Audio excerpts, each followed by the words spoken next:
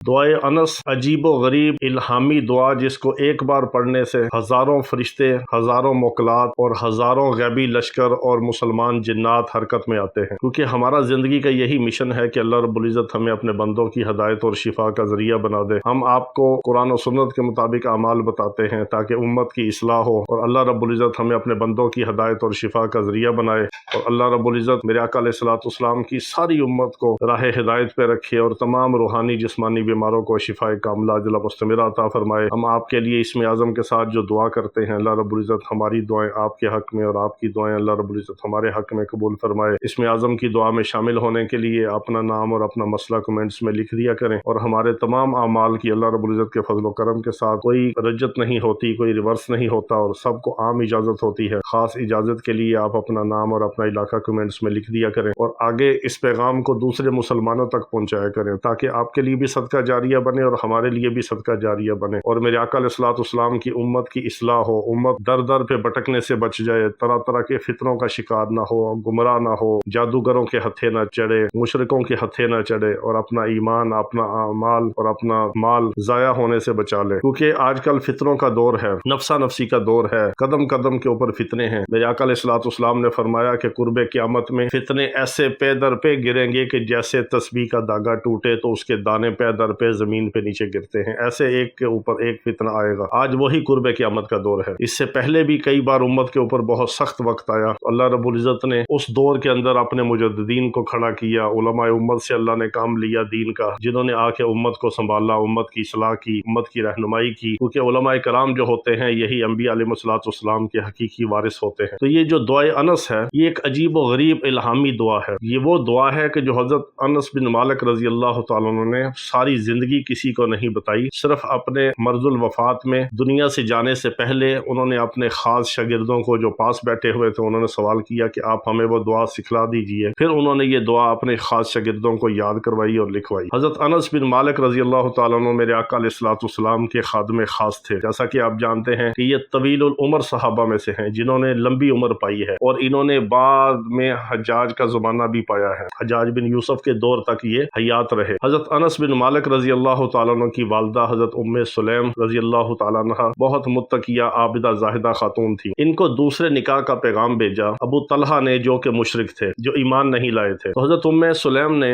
ابو طلحہ کو کہا کہ اگر تم ایمان لے آؤ میرے آقا علیہ الصلوۃ والسلام کے اوپر اور اسلام قبول کر لو تو میں تمہارے ساتھ نکاح بھی کر لوں گی اور تمہیں اپنا حق مہر بھی معاف کر دوں گی۔ انہوں نے کہا کہ مجھے سوچنے کا موقع دو۔ پھر کچھ سوچ بچار کے بعد انہوں نے جواب دیا کہ ٹھیک ہے، میں اسلام قبول کرنے کے لیے تیار ہوں، اسلام بہت اچھا، پاکیزہ اور بہترین مذہب ہے۔ انہوں نے خوشی کے ساتھ اسلام قبول کیا۔ تو حضرت انس بن مالک رضی اللہ تعالیٰ عنہ نے اپنی والدہ محترمہ کا نکاح، دوسرا نکاح حضرت ابو طلحہ رضی اللہ تعالیٰ عنہ کے ساتھ خود پڑھایا۔ یہ وہ انس بن مالک رضی اللہ تعالیٰ عنہ جلیل القدر صحابہ میں سے ہیں۔ ان کے بہت سارے واقعات تاریخ کے اندر ہیں۔ پھر حجاج بن یوسف کا ظلم و ستم کا دور آیا۔ حجاج بن یوسف جیسا کہ آپ جانتے ہیں کہ اس امت کے سفاک ترین لوگوں میں سے ایک سفاک درندہ تھا۔ اللہ نے اس سے 2-3 اچھے کام بھی لیے، مگر وہ ہزاروں تابعین کا اور صحابہ کا قاتل بھی تھا۔ جو اس کے سامنے آواز اٹھاتا، اس کی مخالفت کرتا، کوئی چونچنا کرتا، اس کو بے دریغ وہ قتل کر دیتا یا کروا دیتا۔ تو حضرت انس بن مالک رضی اللہ تعالیٰ عنہ حجاج بن یوسف کے ظلم و ستم کے خلاف بہت بولتے تھے اور اس کی مخالفت کرتے تھے، اور کرنا بھی چاہیے۔ ہر دور کے اندر انہوں نے نبی علیہ الصلوۃ والسلام کی صحبت پائی تھی، وہ اپنے آقا علیہ الصلوۃ والسلام کے تربیت یافتہ تھے، تو حجاج بن یوسف کا ظلم و ستم دیکھ کر وہ کیسے خاموش رہ سکتے؟ لہٰذا حجاج کو جب پتا چلا کہ حضرت انس بن مالک رضی اللہ تعالیٰ عنہ جو ہے وہ میرے خلاف بہت بولتے ہیں، تو اس نے ان کو اپنے دربار میں بلایا اور قتل کے ارادے سے بلایا۔ اس نے اپنے سپاہیوں کو کہا کہ انہیں بلا کے لاؤ، اور اس نے کہا کہ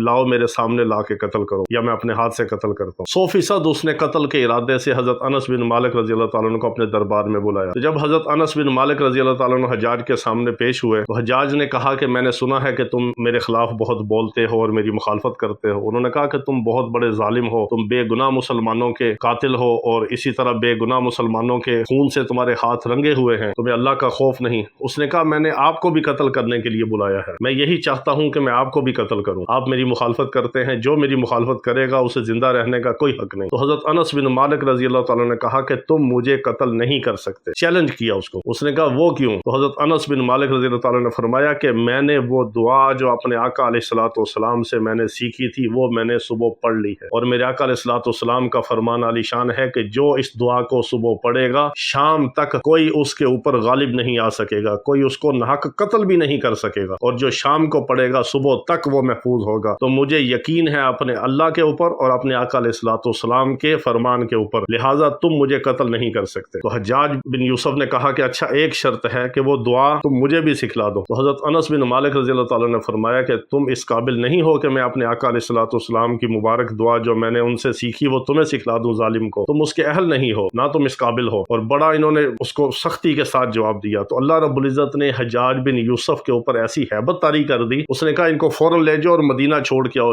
لے جاؤ میرے دربار سے، نکال دو یہاں سے، لے جاؤ۔ بہت خوف زدہ ہوا اور بہت پریشان ہوا۔ ان کے جانے کے بعد جب اس نے ان کو دربار سے واپس نکالا، بھیجا کہ ان کو فوراً مدینہ پہنچا دو، یہاں سے نکال دو، اس کے قریبی جو اس کے چمچے چیلے چانٹے تھے انہوں نے حجاج بن یوسف کو پوچھا کہ آپ نے تو اس کو قتل کرنے کے ارادے سے بلایا تھا، تو آپ نے انس بن مالک رضی اللہ تعالیٰ عنہ کو قتل کیوں نہیں کیا؟ اس نے کہا میں قتل کیسے کرتا؟ جب وہ میرے سامنے آ کے کھڑے ہوئے اور انہوں نے بات شروع کی تو میں نے دیکھا کہ ان کے کندھوں کے اوپر دو بہت خوفناک اور خطرناک قسم کے بڑے بڑے شیر بیٹھے ہوئے ہیں جو مجھے کھانے کے لیے لپک رہے ہیں۔ تو میری توجہ ان سے ہٹ گئی اور میں اتنا مغلوب ہوا کہ یہ شیر ابھی میرے اوپر جپٹیں گے اور مجھے تکا بوٹی کر کے چیر پھاڑ کے کھا جائیں گے۔ تو میں اتنا خوف زدہ ہوا اور پھر میں نے اس لیے ان کو روانہ کر دیا اور قتل نہیں کیا۔ یعنی وہ وقتی طور پہ اتنا حواس باختہ ہوا اور گمسم ہو گیا کہ اسے ہوش و حواس بھی نہیں رہا۔ تو یہ وہ مبارک دعا ہے جو حضرت انس بن مالک رضی اللہ تعالیٰ عنہ نے پڑھی اور آج تک امت کے اندر وہ پہنچی۔ اور بڑے بڑے علماء کرام، جس طرح آپ کے علم میں ہوگا کہ پچھلے دنوں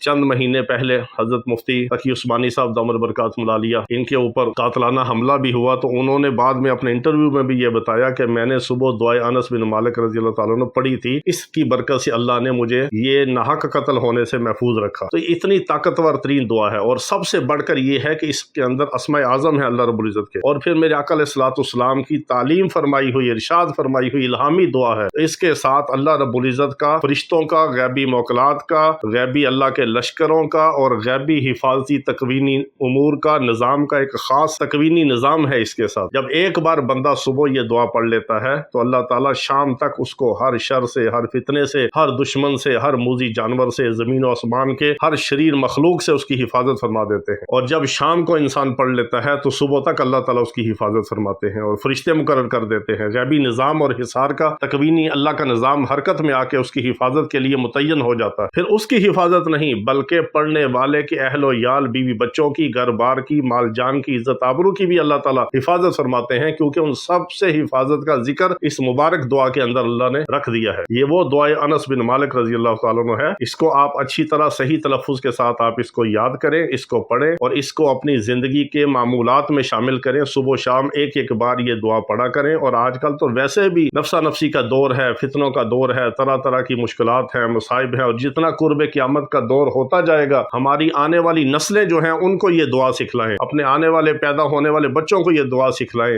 بچپن میں ان کو تربیت دیں کہ وہ اس دعا کے ذریعے اللہ کی حفاظتی تحویل میں ہوں، اللہ کے حفاظتی حصار کے نظام کے اندر اور اللہ کے حفاظتی قلعے کے اندر داخل ہو جائیں۔ ایسا حفاظتی قلعہ کہ جو ناقابل تسخیر ہے، جس کو کوئی شیطان ابلیس، نہ اس کا کوئی چیلا چانٹا، نہ کوئی دشمن، نہ کوئی انسانوں میں سے، نہ جنات میں سے، نہ کوئی حشرات الارض میں سے، نہ کوئی موذی جانوروں میں سے، نہ کوئی درندوں میں سے اس کو کوئی نقصان نہیں پہنچا سکے گا۔ یہ وہ مبارک دعا ہے، اس کو اچھی طرح تلفظ کے ساتھ پڑھیے، یاد کیجیے اور اپنی اولادوں کو سکھلائیے اور آگے دوسرے مسلمانوں کو بتائیے، آپ کی بھی حفاظت ہو اور ہماری بھی ہو اور ہماری اولادوں کی اور آنے والی نسلوں کی اللہ تعالیٰ حفاظت فرمائے، اور ہم سب کے لیے یہ مبارک اعمال صدقہ جاریہ بنے۔ یہ وہ اعمال ہیں جو میرے آقا علیہ الصلوۃ والسلام کی ذات بابرکات سے نکلے ہوئے اعمال ہیں اور آگے ارشاد فرمودہ اعمال ہیں اور تجارب الصالحین میں سے ہیں، جن کو صحابہ نے اپنایا، اہل اللہ نے اپنایا، سلف صالحین نے جس پہ عمل کیا اور اللہ کی حفاظتی تحویل میں رہے اور حفاظتی نظام کے اندر رہے۔ یہ مبارک دعا کیا ہے؟ بسم اللہ خیر الاسماء، بسم اللہ الذی لا یضر مع اسمہ شیء